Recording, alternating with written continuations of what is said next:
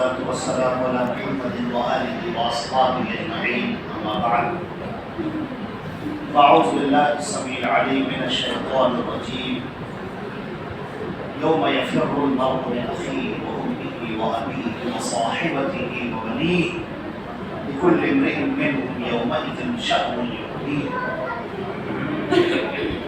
حضرات گرامی، آج 29ویں یہ شب ہے اور اللہ کے فضل و کرم سے تراویح میں قرآن پاک مکمل ہوا. الحمدللہ یہ بڑی سعادت کی بات ہے. اور پیچھے مڑ کر دیکھیے تو ایسا لگتا ہے کہ ابھی پہلی رمضان شروع ہوئی، پہلی تراویح پڑھی گئی اور چند دن گزرے کہ قرآن پاک کے مکمل ہونے کا وقت آ گیا. ایسا لگتا ہے کہ وقت میں ایسا پر لگے ہیں کہ جو رک ہی نہیں رہے. آہٹ بھی نہ محسوس ہوئی ختم سحر تک. یہ عمر روا کتنے دبے پاؤ چلے پتہ ہی نہیں چلا. 1 سال مکمل ہونے کو آ گیا. اب رمضان المبارک ہمیں نصیب ہوگا انشاءاللہ. اللہ تعالیٰ اپنے فضل و کرم سے جتنے بھی احباب ہیں سب کو نصیب فرمائے. لیکن یہ کوئی ضروری تو نہیں، لازمی تو نہیں. ہو سکتا ہے کہ رمضان آئے پھر آئے گا، ہم ہوں گے کہ نہیں ہوں گے پتہ نہیں. یہ جو سعادت کے لمحات اللہ نے ہم کو میسر فرمائے تھے، ان سے ہم نے کتنا فائدہ اٹھایا اور کتنی تیزی سے گزر گئے. اب یہ تو جب نامہ اعمال تولا جائے گا اسی وقت پتہ چلے گا. آپ دیکھتے ہیں کہ بچہ جب امتحان دیتا ہے، ایگزامینیشن دیتا ہے اور اس کے بعد وہاں سے لکھ کر آتا ہے تو اسے خود بھی معلوم نہیں ہوتا. کبھی اس کو لگتا ہے کہ ہم نے تو سب صحیح لکھا ہے. رزلٹ آیا تو معلوم ہوا کہ نہیں، اس کے نمبر تو اتنے نہیں ہیں جتنا وہ چاہتا ہے. اور کبھی وہ ایسا لکھ کر آتا ہے کہ اسے پتہ ہی نہیں لگتا کہ ہم نے اتنا اچھا لکھا ہوگا اور نمبر اس کے بہت ہائیسٹ ہوتے ہیں. تو کون سی چیز اللہ کو کیا پسند آ جائے، کب پسند آ جائے. کہتے ہیں درد دل کے واسطے پیدا کیا انسان کو، ورنہ طاعت کے لیے کچھ کم نہ تھے کروبیاں. کروبیاں کہتے ہیں فرشتوں کو. فرشتوں نے جب اللہ سے کہا، جب اللہ تعالیٰ نے فرشتوں سے کہا کہ انی جاعل فی الارض خلیفہ، میں زمین پر ایک ایسی مخلوق بناؤں گا جو آنے جانے والی ہوگی، یکے بعد دیگرے، نسلاً بعد نسل کو چلتی رہے گی. تو فرشتوں نے کہا کہ اے پروردگار، آپ نے اس سے پہلے جناتوں کو پیدا کیا ہے، دنیا میں ان کو بسایا ہے. وہ سب تو لڑتے جھگڑتے رہتے ہیں، خون بہاتے رہتے ہیں، کون تیری عبادت کرتا ہے؟ بہت کم لوگ ہیں جو تیری عبادت کرتے ہیں. پروردگار، یہ دبے الفاظ میں گویا کہ انہوں نے کہا کہ نحن نسبح بحمدک و نقدس لک. پروردگار، ہم آپ کی اطاعت کرنے والے ہیں، ہم آپ کی تقدیس بیان کرنے والے ہیں. یعنی اے ہمارے پروردگار، ہمیں بھیج دیے دنیا میں، آپ اطاعت کریں گے. اللہ نے فرمایا انی اعلم ما لا تعلم، جو میں جانتا ہوں وہ تم نہیں جانتے. یہ ایک ایسا لفظ ہے، جو میں جانتا ہوں وہ تم نہیں جانتے. تم سمجھتے ہو کہ صرف آ جانا، عبادت کر لینا، ذکر کر لینا، 2-4 جملے کہہ دینا، اللہ کی ثنا خوانی کر لینا، بس اتنا کافی. اللہ یہ نہیں چاہتا ہے. اگر اللہ کو اتنا ہی مقصود ہوتا تو عبادت کرنے کے لیے فرشتے بہت. یہ جو مخلوق پیدا ہوئی ہے، اللہ رب العزت نے اسے اختیار عطا فرمایا ہے. اس کی آنکھوں کے آگے غیب کے پردے ڈال رکھے ہیں. ہم اللہ کو دیکھ نہیں سکتے لیکن ہم عبادت کرتے ہیں، ہم پکارتے ہیں. ہمارے سامنے وہ غیب کے پردے، فرشتوں کو بھی ہم دیکھ نہیں سکتے، جنت بھی ہم نے دیکھی نہیں، دوزخ بھی ہم نے دیکھی نہیں. اور اللہ رب العزت کی مرضی یہی ہے، مجھے بلا کے آپ چھپ گیا کوئی، وہ مہمان ہوں جسے میزبان نہیں ملتا. اللہ رب العزت نے اس پوری دنیا کو سجا دیا اور کہا کہ تم دیکھو اس کا بنانے والا کون ہے، غور تو کرو. تمہارے پاس دماغ ہے، تمہارے پاس شعور ہے، تمہارے پاس دل ہے. اس کے اندر دیکھو اب تمہارا دل کیسا دھڑک رہا ہے، اب تم کس کو پکار رہے ہو. اب ذرا تم غور کرو کہ ہم نے جو نبی بھیجے حضرت محمد مصطفیٰ صلی اللہ علیہ وسلم، تم نے ان کو جانچا، پرکھا، دیکھا، ان کے اوپر جو معجزات آئے وہ تم نے دیکھے اور ایمان لے کر آئے. اب یہ ایمان تمہارا مضبوط کتنا ہے، یہ تمہارا دل درد سے بھرا ہوا کتنا ہے. ابھی ایک آیت پڑھی گئی تھی، ارائیت الذی یکذب بالدین فذلک الذی یدع الیتیم ولا یحض علی طعام المسکین. فويل للمصلين الذين هم عن صلاتهم ساهون الذين هم يراؤون ويمنعون الماعون.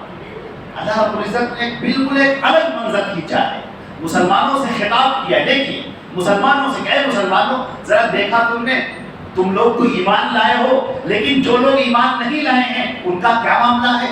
وہ یتیموں کو دھکا دیتے ہیں، یتیموں کو دھکا دیتے ہیں، اور کسی غریب مسکین کو کھانا کھلانے کے لیے کسی سے کہتے بھی نہیں. خود کھانا خود تو ان کے اندر ہے ہی نہیں، کسی سے کہتے بھی نہیں کوئی ان مسکین کی مدد کرتے. یتیموں کو دھکے دینا یہ کیا ہے؟ سنگ دلی کی علامت. دل ان کا انتہائی سنگ ہے، پتھر دل کے ہو گئے ہیں. یہ ان کی عبادتوں نے ان کے اندر خشوع خضوع نہیں پیدا کیا، ان کی عبادتوں نے ان کے اندر گھمنڈ پیدا کیا، ان کے اندر غرور پیدا کیا. اور اللہ کو یہ مغرور لوگ پسند نہیں. وہ جو یتیم کو دیکھ کر جس کا دل پسیجے نہیں، جو غریب اور مسکین اور محتاج اور پریشان حال کو دیکھ کر آدمی بے چین نہ ہو، پھر وہ مومن کیسے؟ اللہ کے نبی صلی اللہ علیہ وسلم کا ذرا سا معاملہ دیکھیے. غزوہ بدر کے موقع پر آپ کو پتہ ہی ہے مکے کے مشرکین اپنی تلواروں کو اٹھائے ہوئے یہ کہہ کر آئے تھے کہ ہم مدینے کی اینٹ سے اینٹ بجا دیں گے، کسی ایک مسلمان کو باقی نہیں رکھیں گے، سب کو تہہ تہہ کر دیں گے. یہ کہہ کر آئے تھے. اور جب بدر کا مقابلہ ہوا تو انہوں نے کہا بھی کہ آج تم دیکھو گے ہماری تلوار کے جوہر دیکھو گے، آج تمہیں پتہ چلے گا کہ مکے والوں سے ٹکرانے کا انجام کیا ہوتا ہے. ہمارے مدینے کے لوگ باہر نکلے مقابلہ کرنے کے لیے، انہوں نے کہا ارے ہٹو، تم پیچھے جاؤ، ان کو بھیجو جو ہمارے چچا زاد بھائی ہیں، ہمارے خالہ زاد بھائی ہیں، ان کو بلاؤ. آج تمہیں پتہ تو چلے کہ بہادر کون ہے. یہ وہ لوگ. اور اللہ کا کرنا ایسا ہوا کہ اللہ نے مسلمانوں کی مدد فرمائی. وما رمیت اذ رمیت ولکن اللہ رمی. زمین سے مٹی اٹھا کر آئے محمد، جب تم نے پھینکی تھی تو وہ تم نے نہیں پھینکی تھی، وہ اللہ نے پھینکی. قید ہو گئے 70 لوگ ان کے قید ہو کر آگے آئے. اور مدینے کے اندر جو ستون تھے لکڑیوں کے، ان سے ان کو باندھ دیا گیا. یہ ان کو باندھ دیا گیا. یہ کون ہے؟ یہ قیدی ہیں. یہی تلوار اٹھانے والے ہیں. اگر ان کو موقع ملتا کسی ایک مسلمان کو زندہ نہ چھوڑ دیں، قید ہو کر ہے. حضرت عباس رضی اللہ عنہ ڈیوٹی پر ہے، اور بہت سارے لوگ ہیں. اللہ کے نبی صلی اللہ علیہ اور عمرو بن العاص رضی اللہ عنہ سب باہر کھڑے ہوئے. اللہ کے نبی صلی اللہ علیہ وسلم رات میں باہر نکلتے ہیں مدینے کی مسجد کے اندر. صحابہ کرام آپ کو دیکھ کر سب کھڑے ہو گئے، ایک دم سے پاس میں آ گئے. اللہ کے رسول کیا ہوا؟ رات میں اچانک آپ کیسے نکل آئے؟ کیا ہوا؟ کیا معاملہ ہوا؟ آپ نے کہا عباس، یہ جو قیدی آئے ہیں کہیں ایسا تو نہیں کسی نے ان کی زنجیریں تیزی سے باندھی ہوں جس کی وجہ سے یہ تکلیف میں ہوں؟ اس لیے مجھے نیند نہیں آ رہی تھی رات میں بستر میں کہ ان کی مشکیں کہیں تیزی سے طاقت کے ساتھ کسی نے باندھی نہ ہو، رسیاں مضبوطی سے باندھی ہوں، ان کے ہاتھ کٹے جا رہے ہوں. وہ تکلیف یہ دشمنوں کے لیے اللہ کے نبی صلی اللہ علیہ وسلم اپنے دل کے اندر محسوس کر رہے. انہیں نیند نہیں آ رہی، کہہ رہے مجھے نیند نہیں آ رہی، ان کی مشکیں آئے کھول دو، ڈھیلی کر دو ان کی مشکیں. لہٰذا آپ نے اپنے سامنے ان کی مشکیں ڈھیلی کروائی اور اس کے بعد آپ جا کر لیٹے. یہ ہمارے نبی صلی اللہ علیہ وسلم کا کردار. دل درد دل کے واسطے پیدا کیا انسان. اللہ رب العزت کو وہ آنسو بہت پیارا ہے جو اللہ کی یاد میں نکلا. حدیث شریف کے اندر آتا ہے کہ کل قیامت کے روز جب سخت گرمی کا وقت ہوگا، سورج سوا نیزے پر ہوگا، لوگ پسینے میں ڈوبے ہوئے ہوں گے، کہیں کسی کو سکون نہیں مل رہا ہوگا، پریشان حال ہوں گے، اللہ 7 قسم کے لوگوں کو اپنے سائے میں بنا دے گا. مخصوص پناہ عرش کے نیچے ان کو پناہ ملے گی. ان میں سے ایک وہ شخص ہے جو اللہ کو یاد کر کے اکیلے میں تنہائی میں رو دیا ہو، اس کے آنسو بہہ پڑے. پریشان حالوں کو دیکھ کر، مصیبت زدہ کو دیکھ کر جس آدمی کا دل تڑپ جائے، وہ ہے اللہ رب العزت کو بہت زیادہ پیارا، وہ ہے اللہ رب العزت کو محبوب. عبادت وہ یقین کے ساتھ، عبادت رسمی نہیں، اللہ نے قرآن پاک میں مشرکوں کی عبادت کے لیے کہا وَمَا كَانَ صَلَاتُهُمْ عِندَ الْبَيْتِ إِلَّا مُكَاءً وَتَصْدِيًا، یہ جو آتے ہیں خانہ کعبہ کے بعد جو عبادت کرنے کے لیے آتے ہیں سوائے شور کے، چلانے کے، چقب کے اور کچھ نہیں ان کے پاس، عبادت نہیں ہے، یہ عبادت نہیں کہلاتی۔ یقین کے ساتھ، جو یقین آ جائے، حدیث شریف میں آتا ہے نا عند ظن عبدی بھی، میں اپنے بندے کے گمان کے قریب، میرا بندہ مجھ سے جیسا گمان کرتا ہے میں اس کے ساتھ ویسا ہی گمان کرتا ہوں، اس کے ساتھ معاملہ بھی ویسے ہی کرتا ہوں۔ ہماری تاریخ میں روس کا جو علاقہ ہے، اسماعیل نام کے ایک شخص گزرے، ان کے ہاں ایک بچہ پیدا ہوا، نابینا، آنکھیں نہیں، آنکھوں کی روشنی نہیں، اس کی ماں بیچاری بڑی پرہیزگار، اللہ پاک، محلے کے لوگ آتے تھے اور آ کر کہتے تھے کہ ارے یہ چھوٹا سا بچہ، اوف اس کی آنکھوں کی روشنی چلی گئی، اب یہ تو بوجھ بنے گا، کیا ہوگا اس کا، یہ تو دھرتی کا بوجھ ہو گیا، زمین کا بوجھ ہو گیا، تم ماں باپ کی زندگی تو برباد ہو گئی۔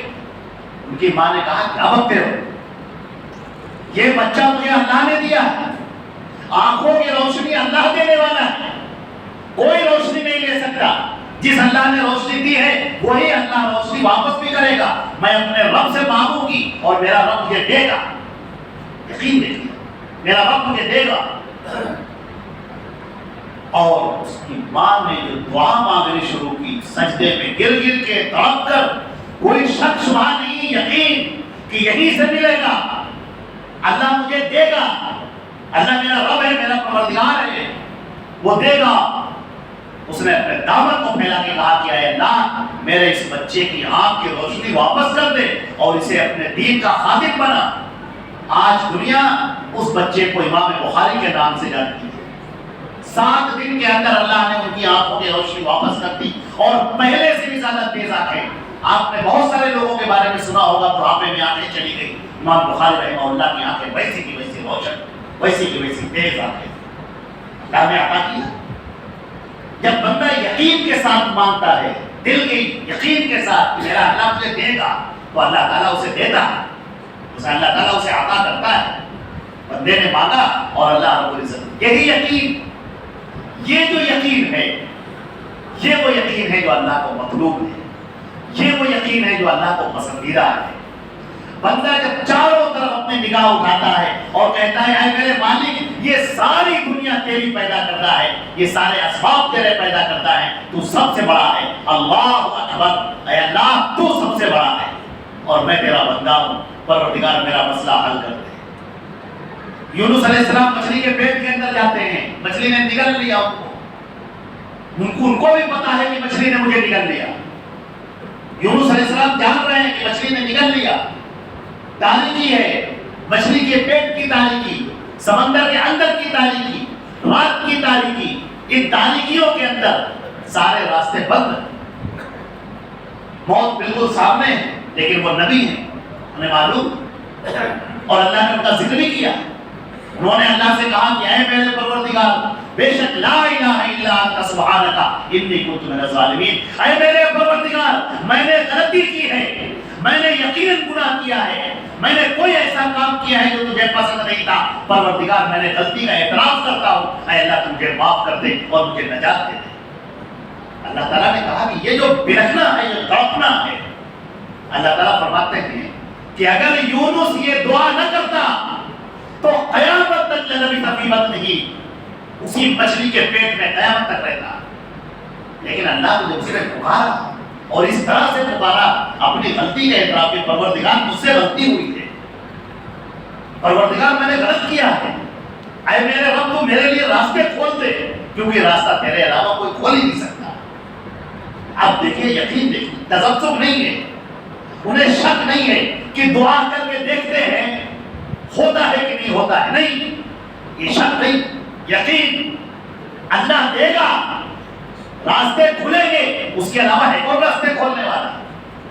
اور پھر ہوتا یہ ہے کہ وہ مچھلی لا کر حضرت یونس علیہ السلام کو ساحل پر اگل دیتی ہے۔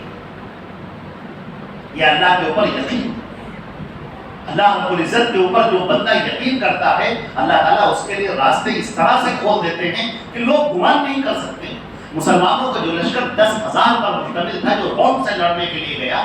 اور یہاں پر یقین کا ایک چھوٹا سا جملہ ہم اور بتا دیں کہ اللہ کے نبی صلی اللہ علیہ وسلم نے حضرت جعفر طیار رضی اللہ تعالیٰ عنہ تھے, ان کو لشکر کا کمانڈر بنایا تھا, اور آپ خطاب کر رہے تھے اور یہودی ادھر کھڑے ہوئے سن رہے تھے.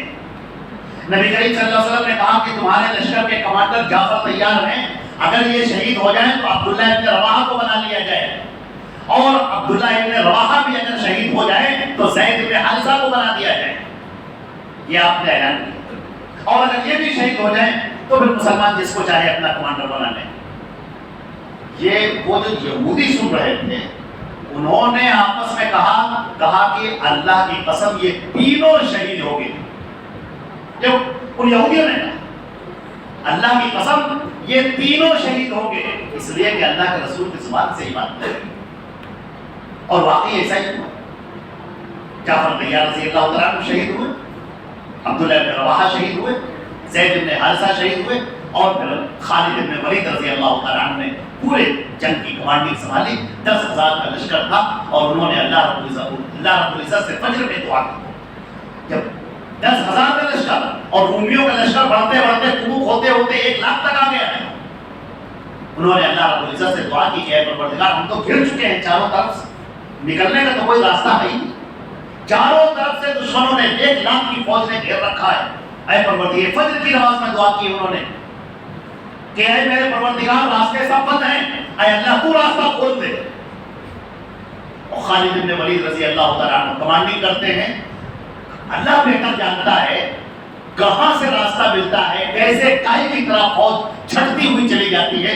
10,000 کی تعداد چھوٹی موٹی نہیں ہوتی, 10,000 کا پورا لشکر 1,00,000 کے درمیان سے نکال کر لے کر چلے آئے حضرت خالد ابن ولید, جس پر اللہ کے نبی صلی اللہ علیہ وسلم نے سیف اللہ کا خطاب دیا تھا. اللہ کی تلوار ہے جو کبھی ٹوٹ نہیں سکتی. یہ کیا, یہ یقین ہے, یہ یقین کی دولت ہے.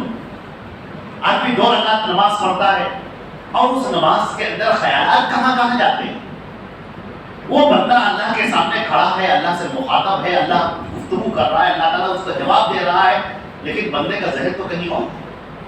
اس نماز کی تو اسے قدر نہیں, اسے پتہ ہی نہیں کہ میرا اللہ مجھ سے بات کر رہا ہے. اب آپ ذرا سوچ کر دیکھیں کہ جس میں یہ یقین نہ ہو پھر اس عبادت کا کیا مزہ ہے.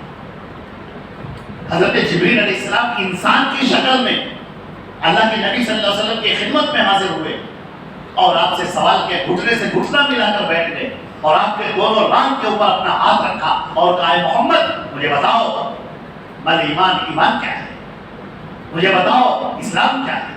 اور جب اللہ کے رسول نے بتایا وہ کہنے لگے سچ کہتے ہیں. صحابہ کرام کہتے ہیں ہم لوگ تعجب کرنے لگے کون ہے یہ, ایک تو اتنی عجیب طرح سے سوال کر رہا ہے اور پھر یہ کہہ رہا ہاں ٹھیک کہتے ہو. اب یہ سوال کر رہے ہیں مل احسان, احسان کے اچھی طرح عبادت کرنا کیا ہے, اچھی طرح عبادت کرنا یہ ہے کیا, یہ مرتبہ آپ کو حاصل ہو جائے ہے کیا. نبی کریم صلی اللہ علیہ وسلم نے فرمایا ان تعبد اللہ کأنک تراہ فإن لم تکن تراہ فإنہ یراک. تم عبادت اس طرح سے کرو گویا تم اللہ کو دیکھ رہے ہو, اور اگر یہ نہ احساس کر سکو تو یہ تو یقین رکھو کہ اللہ تمہیں دیکھ رہا ہے. اس طرح کی عبادت اگر 2 رکعت بھی نصیب ہو جائے تو دنیا و ما فیہا سے بہتر ہے.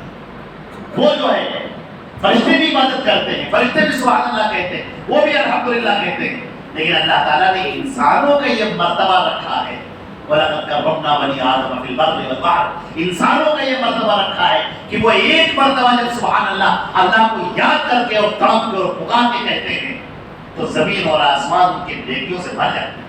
صحیح حدیث کے اندر آتا ہے کہ سبحان اللہ کہنا زمین اور آسمان کو بھر دیتا ہے نیکیوں سے. لا الہ الا اللہ کہنا میزان کو جھکا دیتا ہے. یہ کب ہے جب یہ یقین کی طاقت کے ساتھ کچھ نہیں, کوئی کچھ نہیں کر سکتا. اللہ رب العزت نے منظر کھینچا, کہا دیکھا تم نے مومنین کون ہیں؟ مومنین وہ ہیں جو یتیموں کے ساتھ اچھا سلوک کرنے والے, دوسروں کے ساتھ ہمدردی کرنے والے, مسکینوں غریبوں محتاجوں کا خیال کرنے والے. اور فرمایا کہ کتنے بھی ایسے لوگ ہیں فویل للمصلین, تباہی ہو جائے, بربادی ہو ان نمازیوں کے لیے جو اپنی نماز سے غافل ہیں. مفسرین نے لکھا ہے کہ یہاں پر غافل ہونے کے 2 مطلب ہیں. ایک غافل ہونے کا مطلب تو یہ ہے جس سے اپنی نمازی کا خیال نہیں ہے، اس کا ذہن کہیں کہیں پھر رہا ہے، اور ایک اور بڑا اہم مطلب ہے، وہ مطلب یہ ہے اس کو نماز کی اہمیت کا ہی اندازہ نہیں، اسے پتہ ہی نہیں کہ ہم کتنی بڑی عظیم الشان عبادت انجام دے رہے ہیں، ہم کھڑے کہاں ہیں ہمیں پتہ نہیں، کس دربار میں ہم کھڑے ہیں جہاں سے فیصلے ہوتے ہیں، اس پوری کائنات کے فیصلے، یہاں سے اللہ کے فیصلے اترتے ہیں، آپ کس جگہ پر کھڑے ہیں، یہ پوری کائنات آپ کے ساتھ ہے اگر اللہ رب العزت کا ایک حکم ہو جائے۔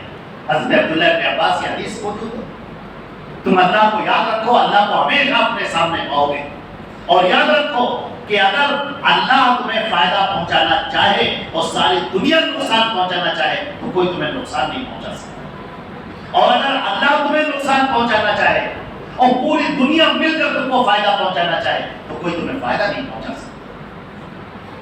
اللہ رب العزت کے ساتھ اپنے آپ کو جوڑ کر دیکھو، ایمان پورا قرآن پاک اس ایمانیات سے بھرا ہوا ہے، جہاں پر انبیاء کے واقعات ہیں، مومنین صادقین کے واقعات ہیں، اللہ اپنے بندے سے خطاب کرتا ہے، ان کو آمادہ کرتا ہے اپنے اوپر ایمان لانے پر، رسول کے اوپر ایمان لانے پر، اور اس کے بعد جو آج کی ایک آیت سورہ پڑھی گئی، سورہ بینہ، اللہ نے اہل کتاب کا تذکرہ کیا اور کہا وَمَا تَفَرَّقَ الَّذِينَ أُوتُوا الْكِتَابَ إِلَّا مِن بَعْدِ مَا جَاءَتْهُمُ الْبَيِّنَةُ، یہ اہل کتاب یہ راستے سے بھٹک گئے حتیٰ کہ بینہ ان کے پاس ہم نے بھیج دیا تھا، یعنی تورات ان کے درمیان ہم نے اتار دی، زبور ہم نے دے دی، انجیل ہم نے دے دی، موسیٰ اور عیسیٰ جیسے پیغمبر ہم نے دے دیے، لیکن ان لوگوں نے نہ اپنی کتابوں کی قدر کی نہ اپنے رسولوں کی قدر کی، راستے سے بھٹک گئے۔ یہ کیا ہے؟ یہ ہمارے لیے ہے کہ اللہ نے ہم کو بینہ دیا ہے، بینہ عطا فرما دیا ہے، سورہ بینہ اس کا نام ہی ہے سورہ بینہ، اور اللہ کے رسول تشریف فرماتے ہیں کہ ترکتکم علی محجۃ بیضاء، میں نے تم کو روشن راستے پر چھوڑا ہے جس کی راتیں بھی روشن ہیں جتنا کہ دن۔ اللہ کے رسول کے بتائے ہوئے راستے کو چھوڑ کر لوگ ادھر ادھر بھٹکتے پھرے، یہ کیا ہے؟ بہت ہی زیادہ افسوس کی بات ہے کہ وہ لوگ جن کا کام قرآن کو پہنچانا، حدیثوں کو پہنچانا، ان کا معاملہ یہ ہو گیا کہ وہ لوگوں کو روکنے والے بن گئے قرآن اور حدیث، تاکہ وہ اپنی سپریمیسی ان کے قائم رہے۔ مجھے ایک ڈاکٹر صاحب سے ہم بات کر رہے تھے، مجھے انہوں نے بتایا کہ ہر مریض کا یہ حق ہے کہ ڈاکٹر پہلے اس کی بیماری بتائے، سمجھائے اس کو اور پھر اس کا علاج کرے، یہ قانونی طور پر سموِدھان میں اس کو یہ حق دیا گیا ہے۔ میں مثال کے طور پر پیشنٹ ہوں تو ڈاکٹر کا یہ فرض ہے کہ وہ مجھے بتائے کہ مجھے بیماری کیا ہے، کیا علاج ہوگا میرا، کیسے علاج بتائے، لیکن ہم جب ڈاکٹر کے پاس پہنچتے ہیں تو ہم دیکھتے ہیں کہ اتنے گاڑھے اور بھاری انگریزی بول دیتا ہے کہ ہم اس کو دیکھ کر ہی مبہوت ہو جاتے ہیں، ہم کو لگتا ہے جو کہہ رہا ہے ٹھیک کہہ رہا ہوگا، ٹھیک کہہ رہا ہوگا، اتنی بھاری انگریزی بولتی ہے۔ ایسے ہی معاملہ ہم نے دیکھا ہے کہ لوگ بیچارے سیدھے سادے علماء کرام کے پاس جاتے ہیں اللہ کے رسول کی حدیث کو سننے کے لیے، قرآن پاک کو سننے کے لیے، اور اتنی گاڑھی اردو اور اتنی گاڑھی اصطلاحات اور دقیق نوسی ایسی باتیں پیش کر دیتے ہیں کہ اس کا منہ کھلا کا کھلا رہ جاتا ہے۔ وہ سمجھتا ہے کہ تو اتنے بڑے مولانا ہے کہ ان کی باتیں ہم نہیں سمجھ پا رہے ہیں تو یقیناً بہت بڑے مولانا ہو گئے۔ وہ بیچارہ اس کو اپنے گرد اپنے علاقے میں گھماتے رہتے ہیں، اپنی باتوں کے چکر میں اسے نچاتے رہتے ہیں۔ قرآن اور حدیث کی جو حلاوت ہے، جو مٹھاس ہے، وہاں تک وہ پہنچنے ہی نہیں دیتے۔ وہ کہتے ہیں یہی کافی ہے ہمارے، ہم نے کہہ دیا نا وہ تب ہوتا۔ قرآن اور حدیث کی جو مٹھاس ہے، اس کی جو لذت ہے، اور اللہ کے رسول کی باتیں پڑھنے کا جو مزہ ہے، وہ چیز تو پھر انسان اس سے محروم ہو جاتا ہے۔ حدیثوں کو پڑھیے، حدیثوں کی جو کتابیں ہیں اس کی مثال ایسے ہے جیسے کہ یہ گھر بنا ہے اور اس میں ایک روشن دان لگا ہوا ہے۔ اگر کوئی اس روشن دان سے جھانکے تو اس کو گھر کے اندر کے سارے لوگ چلتے پھرتے اٹھتے بیٹھتے باتیں کرتے کھاتے پیتے مذاق کرتے ٹہلتے سب نظر آتے ہیں۔ اللہ کی قسم حدیثیں ایسی ہیں، آپ جب جھانک کے دیکھیں گے تو آپ دیکھیں گے اللہ کے رسول کو، صحابہ کرام کو چلتے پھرتے بیٹھتے دعوتیں کھاتے باتیں کرتے ہنسی کرتے مذاق کرتے مسئلے بتاتے مسائل بتاتے چھوٹی छोटी बातों की रहनुमाई करते, बड़े बड़े मामलात को सुलझाते हुए सब आपको नजर आएंगे। वो लश्कर चला जा रहा है, वो लश्कर लौट कर आ रहा है, ये गरीबों में बांटा जा रहा है, ये नमाज का तरीका बताया जा रहा है, ये रोजे के अहकाम बताए जा रहे हैं, ये बेवा और मिस्किनों की लिस्ट पूरी तैयार की जा रही है और बैतुल माल से उनकी मदद की जा रही है। उसमें कुफार को, मुशरिकीन को, यहूदियों को, नसारा को, सबको हिस्सा दिया जा रहा है। यह अल्लाह के रसूल सल्लल्लाहु अलैहि वसल्लम का मामला है। जब आप हदीसें पढ़ेंगे तो ये आपको नजर आएगा, ये चीजें आपको नजर आएंगी, वो जो दर्द दिल नजर आएगा आपको, जो धड़कता है।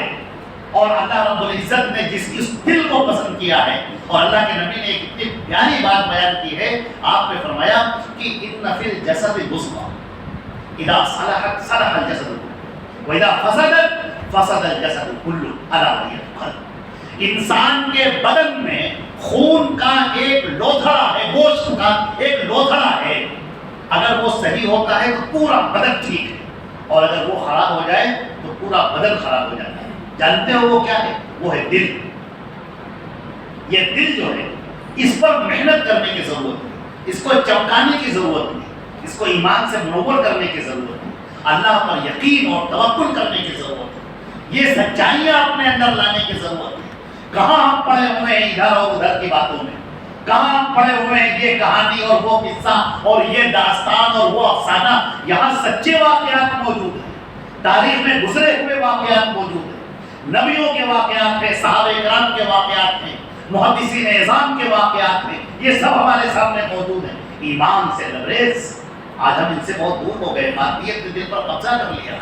हमारा मामला ये है कि हम दौलत की तरफ भागते चले जा रहे हैं, हर आदमी अपनी अपनी परवाह कर रहा है।